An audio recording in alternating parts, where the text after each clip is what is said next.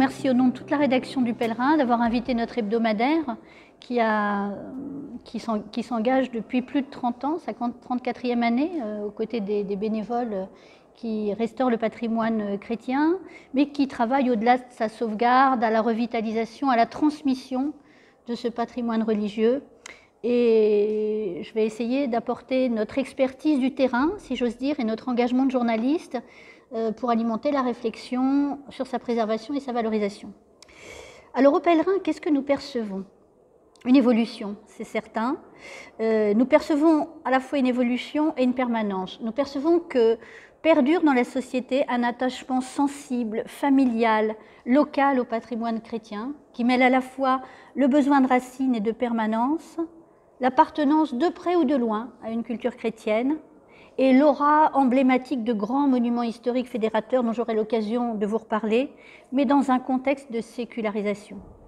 Ça, nous le notons très fort à la rédaction par nos journalistes qui chaque semaine sont sur le terrain. D'un côté, nous avons des contemporains qui se pressent sur les voies de pèlerinage, séculaires, qui s'extasient sur la moindre croix de chemin, le sanctuaire, le calvaire perdu, qu'ils croisent sur leur parcours, nos contemporains qui pleurent Notre-Dame de Paris qui brûle et donnent sans compter pour la sauver, qui prennent la plume pour écrire des lettres à leur clocher, et de l'autre, ils tournent le dos à la pratique dominicale.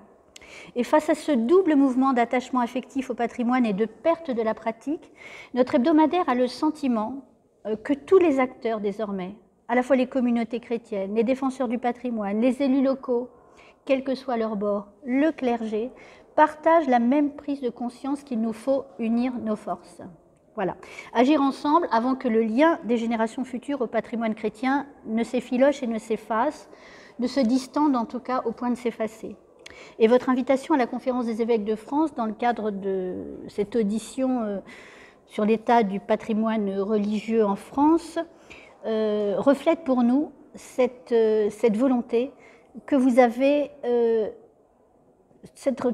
reflète pour nous cette prise de conscience que vous avez et cette volonté de chercher des pistes ensemble.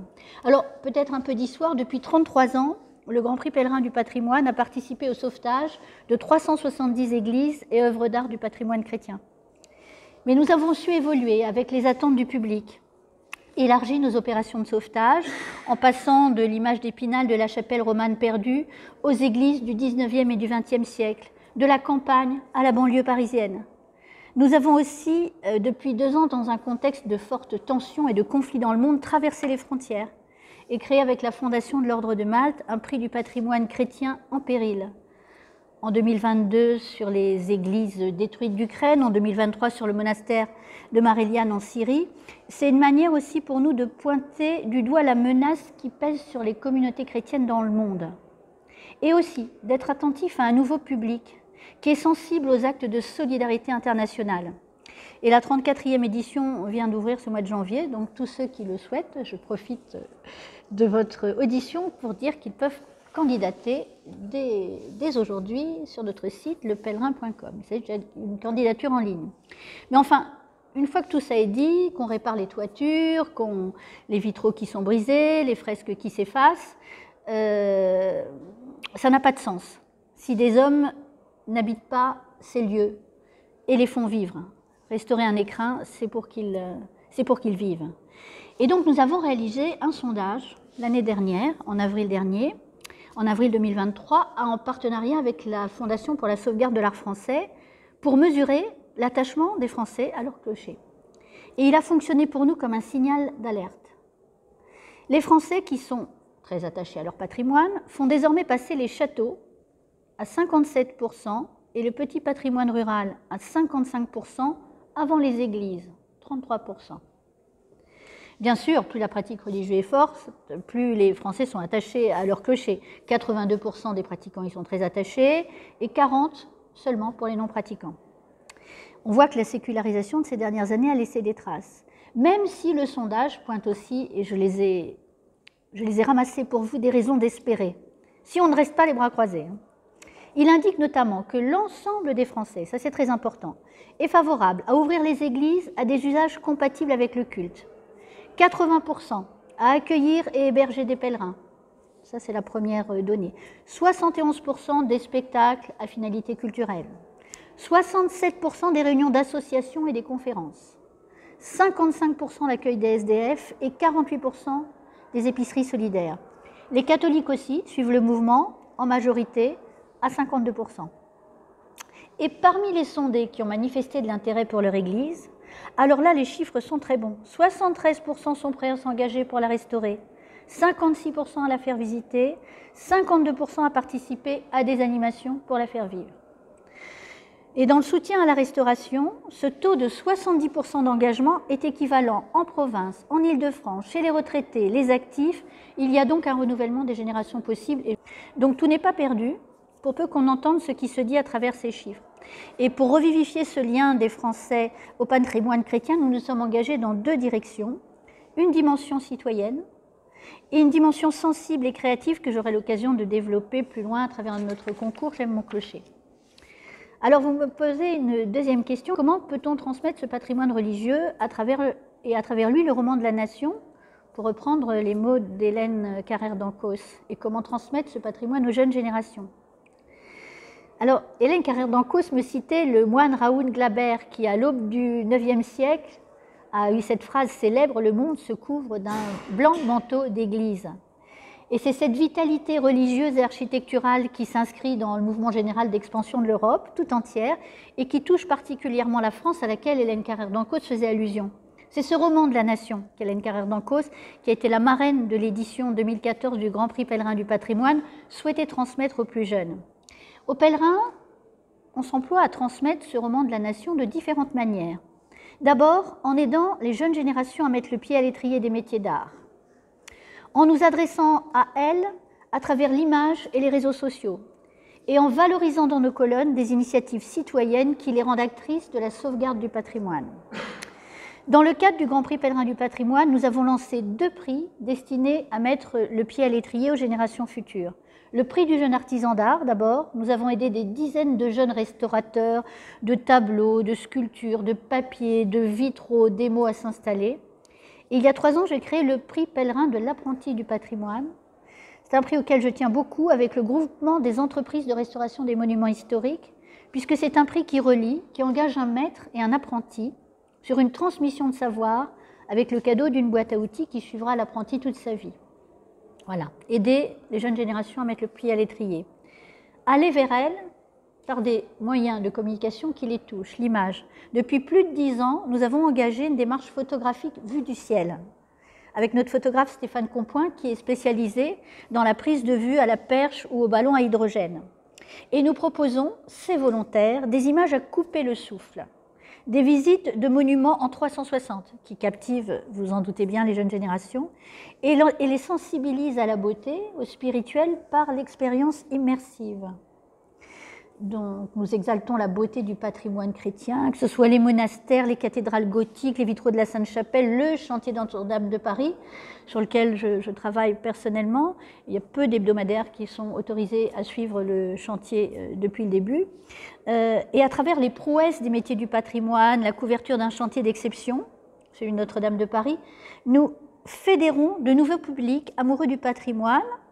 Et nous proposons aussi des premiers éléments de compréhension du monument et sa finalité spirituelle. Donc ça, c'est un deuxième vecteur qui est fort pour nous. Enfin, sur le plan citoyen, nous incitons les jeunes générations à s'engager à investir leurs églises, à en faire des espaces de vie et de lien, en proposant des usages complémentaires, respectueux du sens des lieux.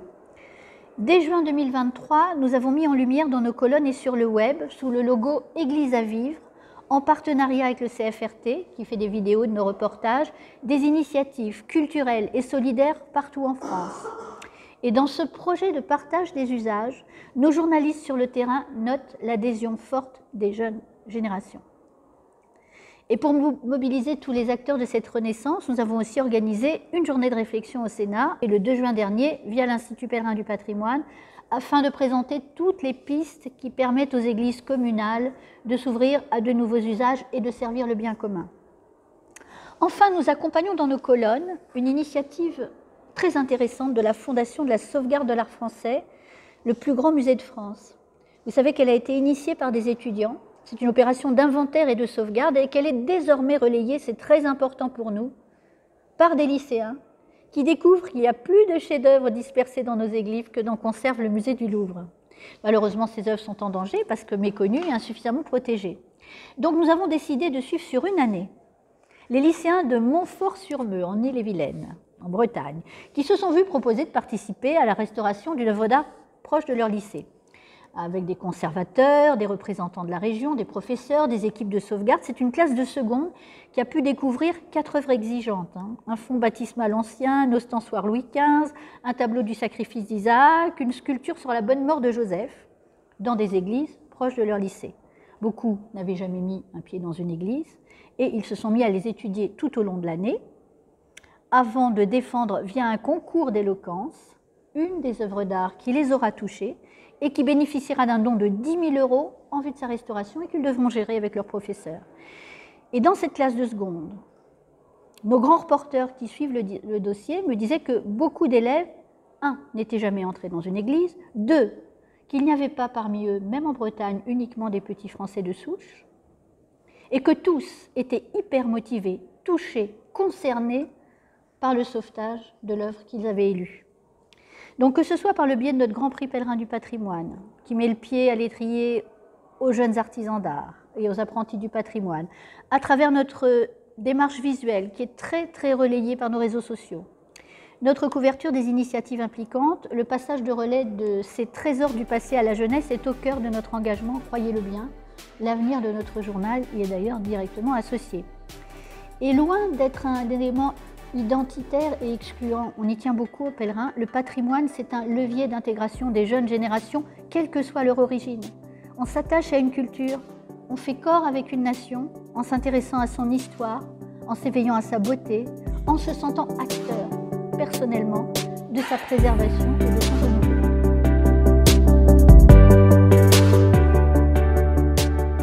Je voudrais vous répondre par un exemple qui nous a tous beaucoup marqués. Quand Notre-Dame a brûlé, le monde entier a pleuré. Qu'est-ce qui s'est passé?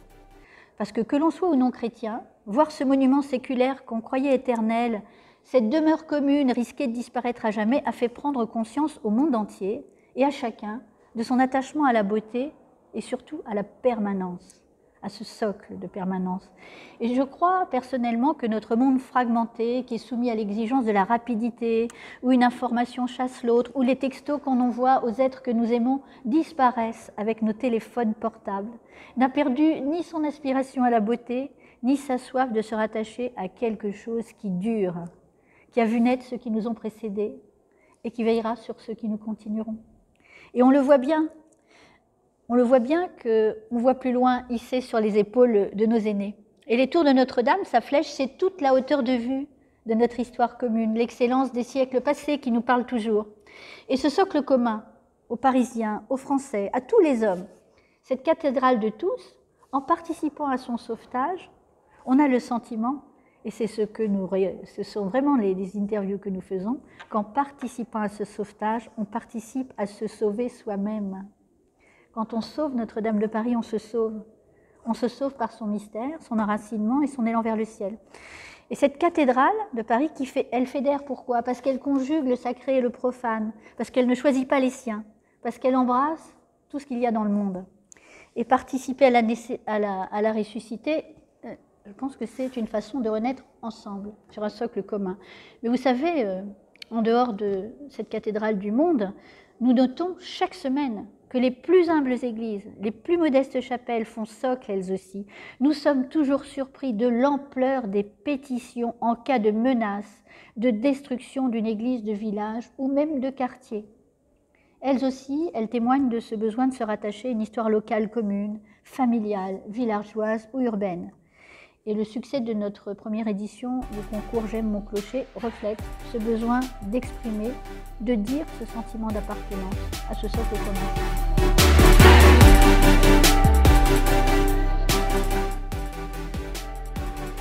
Alors vous parlez d'une passionnée de culture et qui croit à son souffle spirituel pour relier les hommes. Donc je reviens à Notre-Dame de Paris. Est-ce qu'elle aurait eu la même aura si Victor Hugo n'avait pas pris la plume pour la sublimer? Je pose la question. De même que les livres de Sylvain Tesson, de Ken Follett après l'incendie, le film Notre-Dame brûle de Jean-Jacques Hano ont participé à exprimer et à amplifier l'émotion collective. Je me souviens du premier Vendredi Saint, après l'incendie, quand le comédien Philippe Torreton, accompagné du musicien Renaud Capuçon, ont lu Charles Péguy dans la cathédrale décapitée. Le souffle de ces artistes dans l'édifice meurtri a décuplé l'audience et la prise de conscience de notre lien à l'édifice. Moi, je crois que depuis l'aube de l'humanité et les premiers peintres des grottes, l'homme tente de percer le mystère de sa présence sur la terre, en peignant, en traçant des signes, et puis avec l'apparition, l'écriture, en mettant en mots ses émotions, ses questionnements, ses attachements, pour tâtonner sur sa conscience humaine.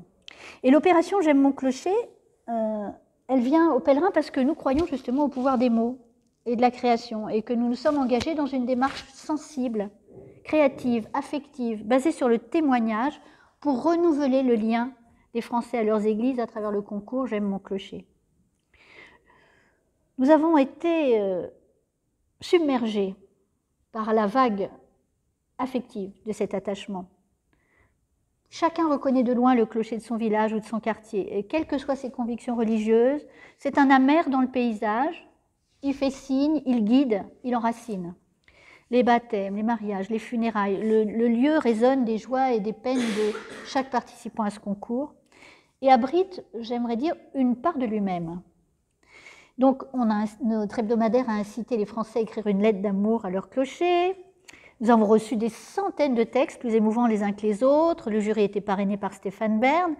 Et je peux vous dire qu'il a peiné à présélectionner les lettres avant de laisser les Français voter région par région. Et si je peux m'exprimer sur un plan personnel, la lecture de ces lettres, c'est une de mes plus fortes expériences de journaliste au Pèlerin. Il y a dans ces lettres un tel concentré d'humanité, l'expression d'un attachement viscéral à ses racines, à l'histoire familiale, au patrimoine, à la culture chrétienne, doublé d'un grand désir de transmettre, de laisser une trace. Et de façon plus profonde encore, s'exprimer dans chacune des lettres, en filigrane, à minima, une soif de beauté, et une façon sensible d'habiter le monde, et souvent un immense élan de spiritualité.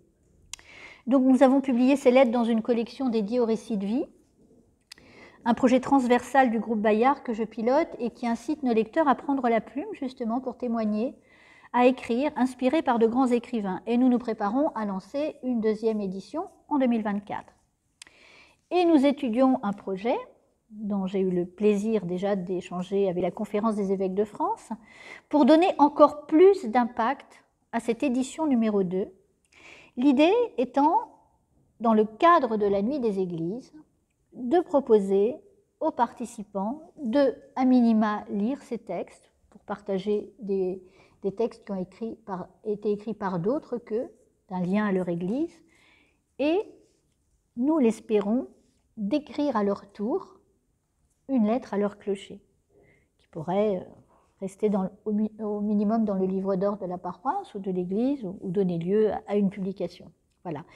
L'idée serait d'ajouter cette proposition d'animation, si vous en êtes d'accord, à la fois culturelle et spirituelle, dans le programme de la Nuit des Églises.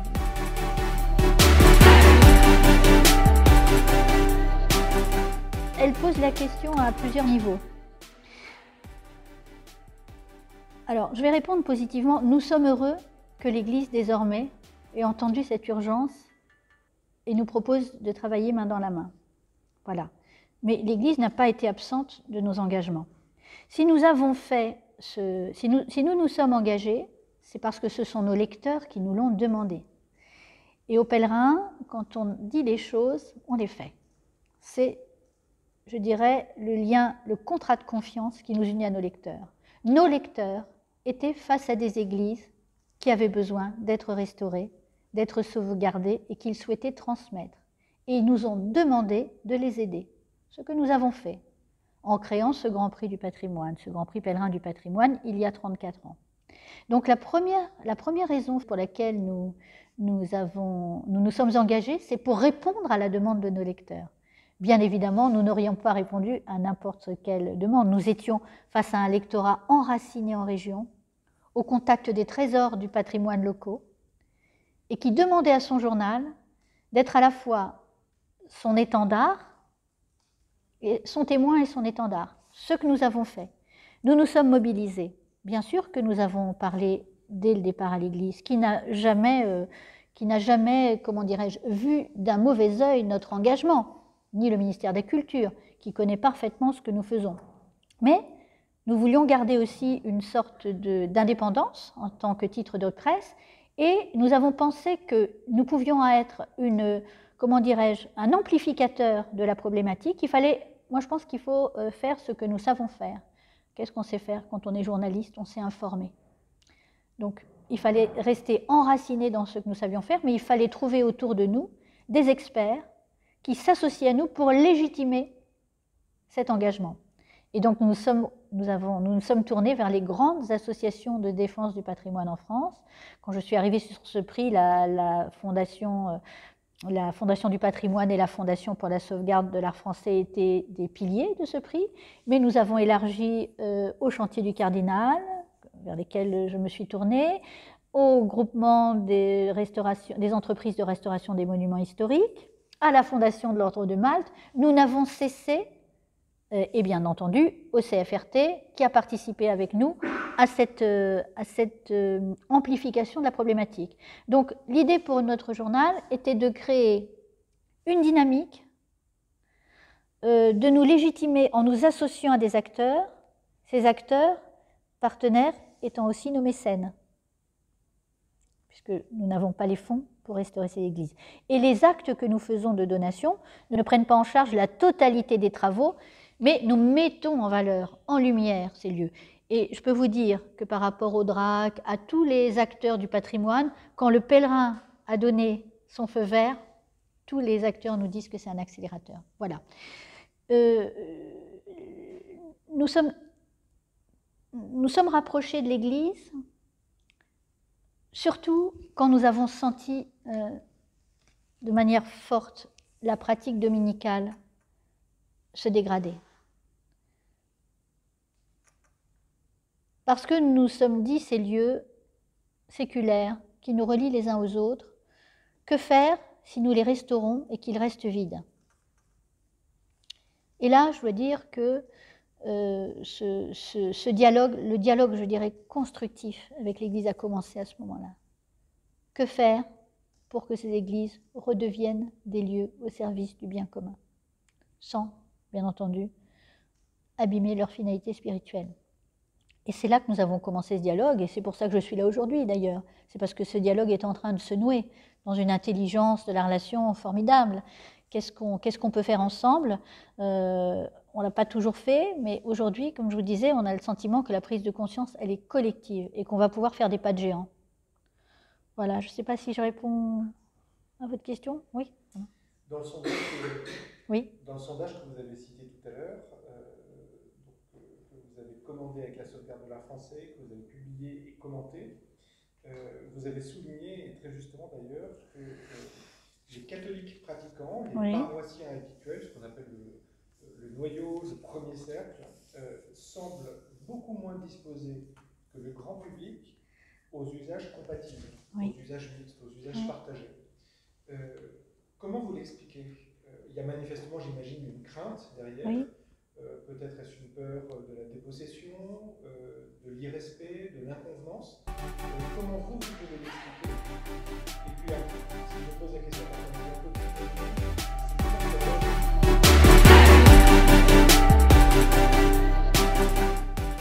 52% seulement, je recherche le chiffre, 52% des catholiques suivent le mouvement par rapport à 80% des Français. C'est facile d'être d'accord à 80% pour que l'Église serve à d'autres usages quand on n'y va pas pour y prier, pour se recueillir ou pour participer à une messe. C'est plus aisé. Je dirais que si on regarde le verre à moitié plein, 52% des catholiques, c'est-à-dire la majorité des catholiques qui y sont favorables, et on sait que parmi les catholiques pratiquants, il n'y a pas que des jeunes, moi je trouve que c'est un signe très encourageant.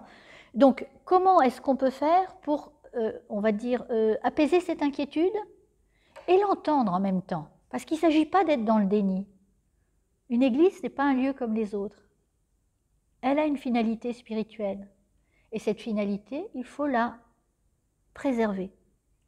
Donc la meilleure façon pour nous d'accompagner nos lecteurs, à la fois dans cette prise de conscience et dans la nécessité d'ouvrir les portes, c'est de lancer cette opération Église à vivre. C'est-à-dire, on va voir comment ça se passe, mais on va voir sans langue de bois.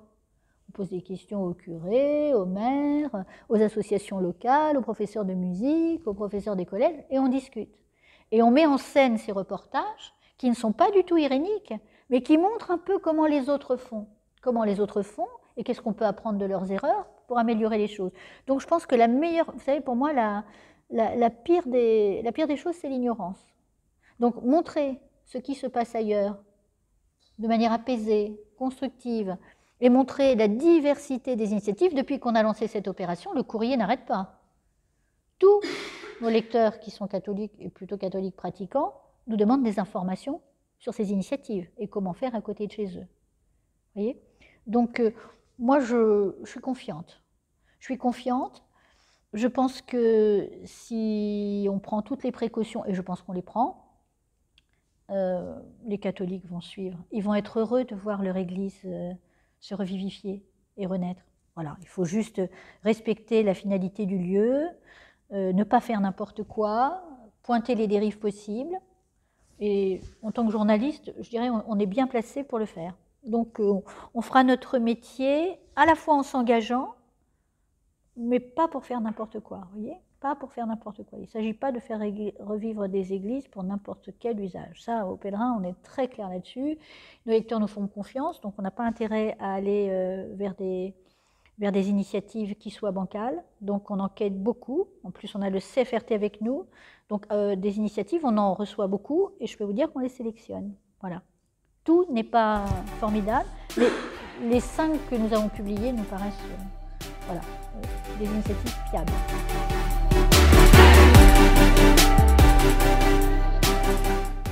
Alors je dirais celles que nous avons publiées en septembre dernier, au moment des Journées du patrimoine. Ces jeunes enfants qui n'étaient pas toujours dans des situations positives, qui sont devenus des ambassadeurs de leur Église. Ça, j'ai trouvé ça formidable. Et je trouve que c'est une initiative formidable dans la mesure où elle réinsère des jeunes. Elle leur donne les clés pour à la fois s'insérer, participer, faire connaître, et elle va aboutir à une formation qui est en voie d'être validée et qui va pouvoir participer à l'obtention de notes dans des examens. Je trouve que là, on est du début à la fin dans quelque chose de vertueux, c'est-à-dire on commence petit, on récupère des gamins, on leur propose de rentrer dans l'église, de la comprendre, de la faire visiter, de devenir à leur tour ambassadeurs et de faire entrer d'autres copains et de convaincre. D'ailleurs, la meilleure façon pour moi, ce qui m'a le plus touchée dans cette initiative de la Meuse, c'est que quand Manon Bouillet s'est rendue au Sénat, qui était avec elle? 2 jeunes ambassadeurs du patrimoine. On voyait que c'était des jeunes qui ne venaient pas forcément de milieux favorisés, hein, qui étaient devenus, qui croyaient tellement à cette mission qu'ils étaient venus la défendre au Sénat. Si on amène un gamin en errance jusqu'au cœur de la République, je pense que la partie est gagnée.